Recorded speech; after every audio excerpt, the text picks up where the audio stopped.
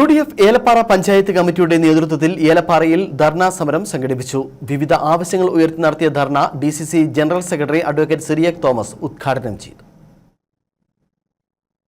സംസ്ഥാന UDF കമ്മിറ്റിയുടെ തീരുമാനപ്രകാരം കേരളത്തിലെ ത്രിതല പഞ്ചായത്തുകളുടെ പദ്ധതി വിഹിതം ഗണ്യമായ രീതിയിൽ വെട്ടിക്കുറച്ചതിനെതിരെയും ഗവൺമെന്റ് തലത്തിലുള്ള സർവീസ് ചാർജുകൾ വർദ്ധിപ്പിച്ചതിനെതിരെയും കേരളത്തിലെ എല്ലാ പഞ്ചായത്ത് ആസ്ഥാനങ്ങളിലും UDFന്റെ നേതൃത്വത്തിൽ നടത്തുന്ന ധർണാ സമരത്തിന്റെ ഭാഗമായാണ് ഏലപ്പാറയിൽ ധർണ സംഘടിപ്പിച്ചത്.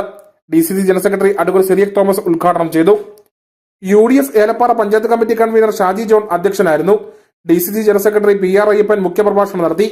Ajith Divakaran, G Varghese, advocate PP Prakash, Maju P George, Umar Farooq, OH Shaji, panchayat president Mariyamma Thomas, R Ranjith എന്നിവർ സംസാരിച്ചു. News bureau, Elappara.